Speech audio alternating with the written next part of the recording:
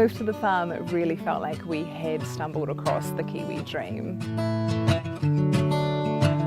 Young couple on the farm, starting a family, working hard, living in nature as a team with the animals.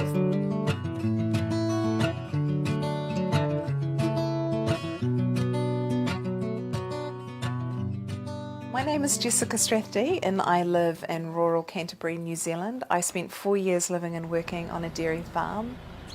I started out just doing a bit of relief milking here and there, and then I did the very first calving season, the full season.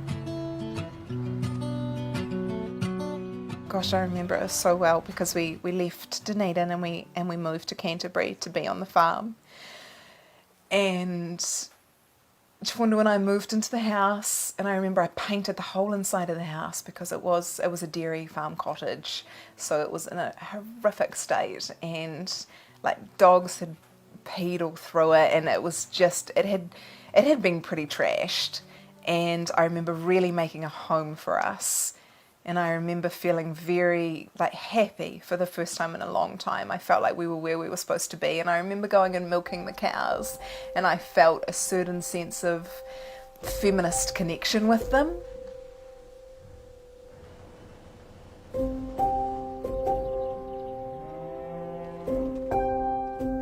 But it wasn't until my first morning in the calf pens, it dawned on me how I'd been getting that milk. And I realised it wasn't a sense of feminism. I was taking their babies to get that milk, and I realised how sinister it was.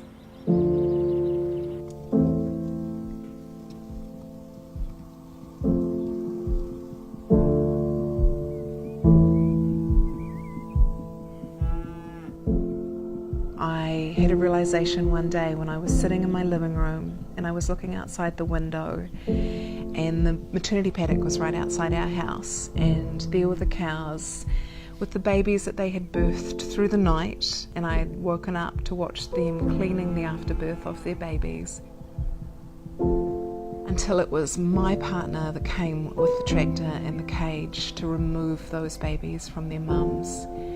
And I had a huge realisation around the paradox between the rights of me to feed my own child and having full autonomy over my body, and then watching the rights of the cows and their babies being completely destroyed.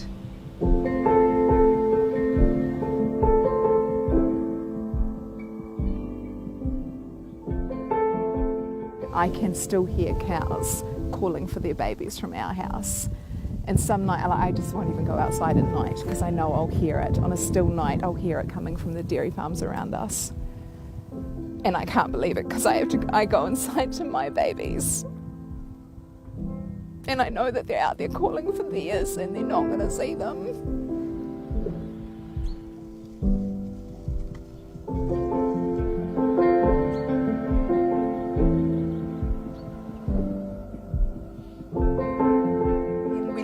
Farm because Tafunda just knew that I couldn't be there a moment longer, and we bought our little house, still in Canterbury but across the region, and and so I've been an animal rights activist ever since. Using the milk that was actually meant for their babies, but it does not need to be this way.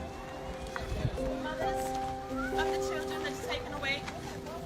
An article I was in Women's Day came out, and I think the heading was "Farming Turned Me Vegan," and that was quite huge in 2017 because I think up until that point I don't even think veganism was particularly even talked about in a positive light. And then I was asked to talk that year at the Vegan Expo, and then that went online.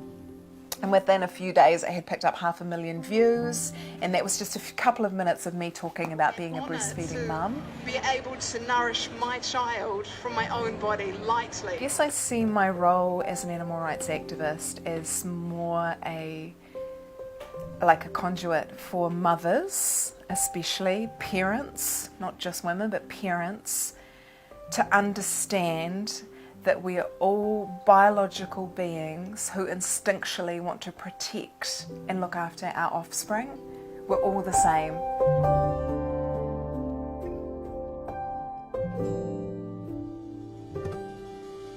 Becoming a mum was, I mean, yeah, probably one of the best things to ever happen to me. It was just extremely confronting to be doing that while I was denying other mothers their children.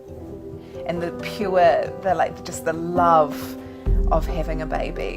And I was so happy. I was probably the happiest I've ever been when I first had my firstborn. And it's just very mixed up with being in an industry that's built on exploiting that and built on wrecking the mother-child bond.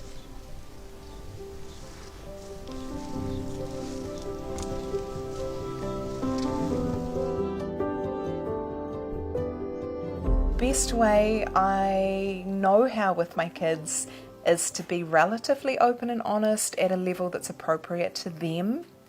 But I mean, every day I'm sure they're going out there and hearing things that are contrary to what their dad and I are teaching them. I want for them to be going to their rural schools and showing other kids how normal and natural it is just to live vegan. I believe it's important for other rural families to see a vegan family and see how normal and boring and everyday we are.